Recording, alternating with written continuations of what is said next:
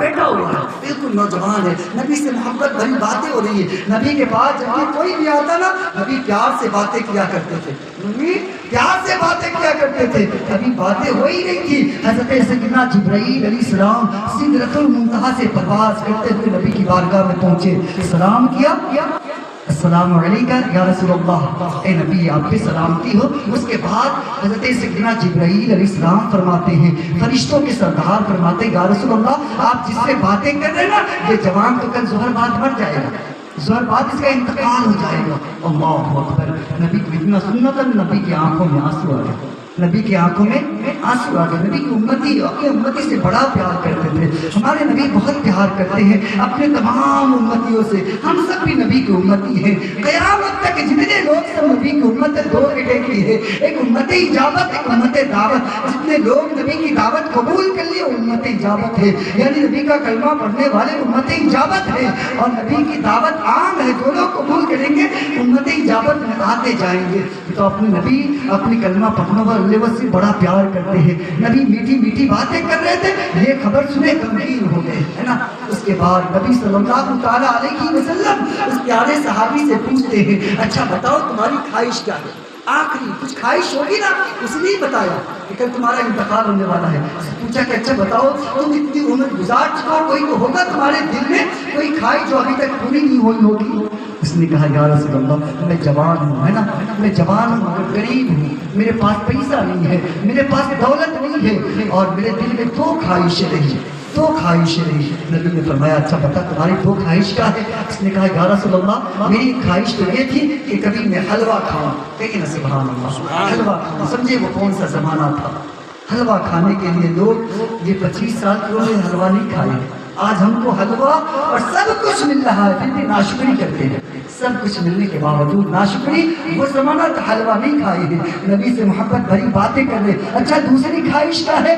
یا رسول اللہ میری دوسری خواہش ہے کہ میں جوان ہوں اور میرے اندر کوئی کمی نہیں ہے، میرا نکاح ہو جائے، میری شادی ہو جائے، سبحان اللہ۔ اور میرے پیارے یہ دو خواہش ہے، نبی صلی اللہ علیہ وسلم جان رہے ہیں کہ کل انتقال کر جائے گا ظہر کے بعد۔ اللہ اکبر، نبی صلی اللہ علیہ وسلم صحابہ کو بلاتے ہیں، اے عمر میرے قریب آؤ، اے عثمان میرے قریب آؤ، اے صدیق میرے قریب آؤ، عثمان جاؤ حلوے کا انتظام کرو۔ حضرت سیدنا عثمان غنی رضی اللہ تعالیٰ عنہ جو نبی سے اتنا پیار کرتے تھے، اتنا پیار کرتے تھے، نبی کو دعوت کبھی دیتے نا تو ان کے قدم کو گنا کرتے تھے۔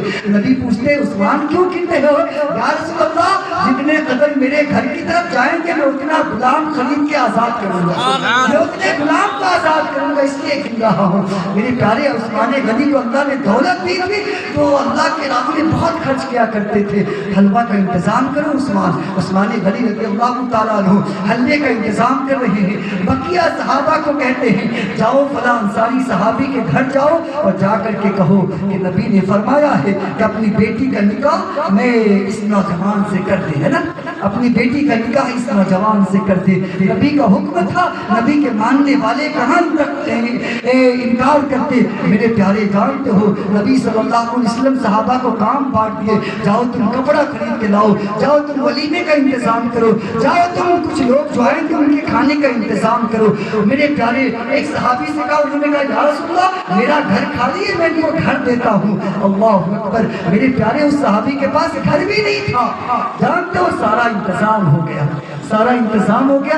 کل کے دن نکاح ہے، نکاح کا پروگرام ہوا، وہ دیری نہیں کہ دین اترے گا اور یہ سب ہوگا، وہ نکاح کا پروگرام کا ہو گیا اور ادھر حلوہ بھی انتظام ہو گیا ہے، شام ہو گئی ہے۔ نبی صلی اللہ علیہ وسلم اپنے پیارے صحابی کا نکاح خود پڑھاتے ہمارے نبی، ہے نا، نکاح ہو گیا ہے۔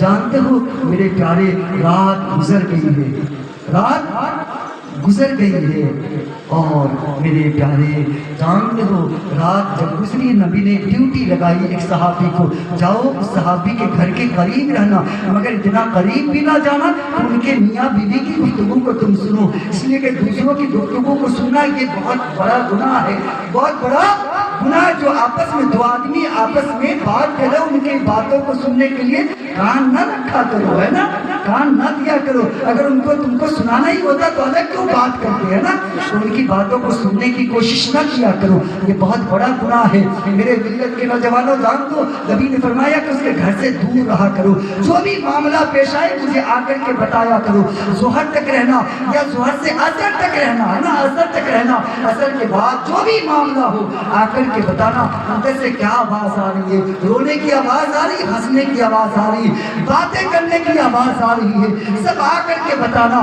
میرے پیارے رات گزر گئی ہے، وہ صحابی ان کے گھر کا چکر لگا رہے ہیں، ظہر کا وقت ہو گیا ہے، ظہر کی نماز پڑھی گئی، اب وہ صحابی انتظار میں نہیں کہ اندر سے رونے کی آواز آئے گی۔ نبی نے فرمایا ہے ظہر کا وقت بھی گزرتا جا رہا ہے، 1 گھنٹہ گزرا، 2 گھنٹہ گزرا، 2.5-3 گھنٹہ گزرنے کے بعد عصر کا وقت شروع ہو گیا ہے، وہ صحابی پریشان ہے۔ نبی نے فرمایا اندر سے رونے کی آواز آئے گی، مگر رونے کی کوئی آواز نہیں آ رہی ہے، مسکرانے کی آواز آ رہی ہے، آپس میں خوشی خوشی باتیں کرنے کی آواز آ رہی ہے۔ میرے پیارے جیسے ہی عصر کا وقت ہوا نا تو وہ صحابی نبی کے پاس پہنچ گئے۔